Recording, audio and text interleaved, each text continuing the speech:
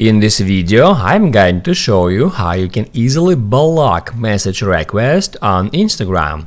Be sure to watch the video to the very end so you don't make any mistakes, and of course do not forget to like this video and subscribe to my channel. So let's begin, and first off, open up Instagram app.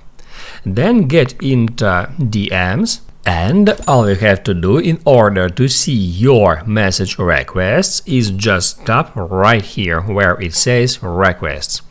That will show you all your message requests, and in order to block some request, all you have to do is just swipe to the left to show up that options.